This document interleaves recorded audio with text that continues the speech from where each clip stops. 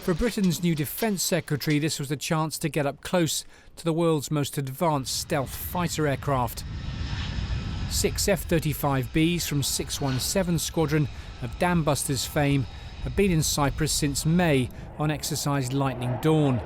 Penny Mordaunt using her visit to announce that they've also now been used in operations for the first time.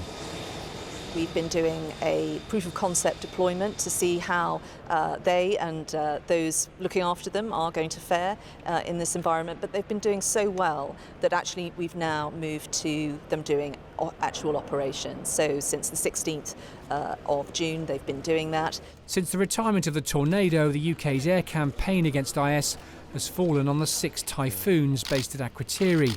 These F-35s are due to depart next month, but the fact they're now combat ready means they're available to bolster that force if needed. So could we see the F-35 slotting into the shader mix in terms of working alongside the Typhoon longer term? Well, that is what she's here doing as her first operation, so yes, you may well see her do that again in the future. After this, she will be obviously going to join the carrier in autumn of this year. She'll be doing many things.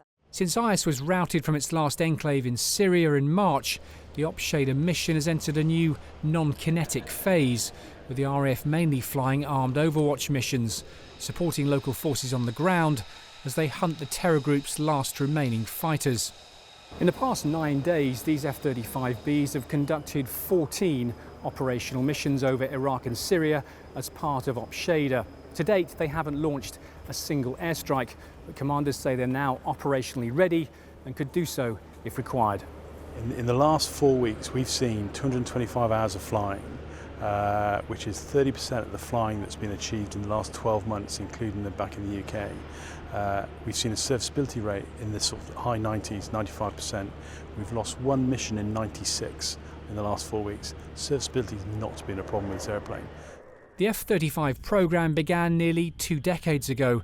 Along the way, there's been some much publicised teething problems, from its weight to issues with its helmet-mounted display.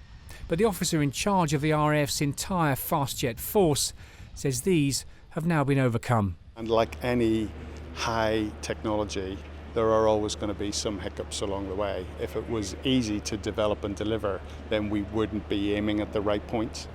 The reason why the helmet has been more of a challenge is because it's not a helmet. We're wearing a laptop on our head. That's what it is. So there is no head-up display in this aircraft.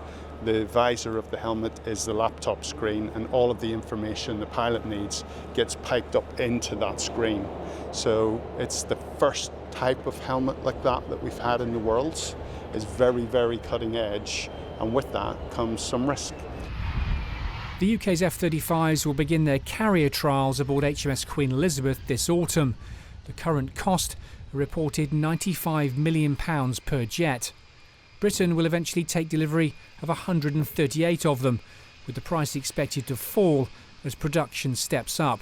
For the RAF, these first operational missions are a major milestone, proof this 5th generation jet can do what it's promised for so long, and a further step towards the future.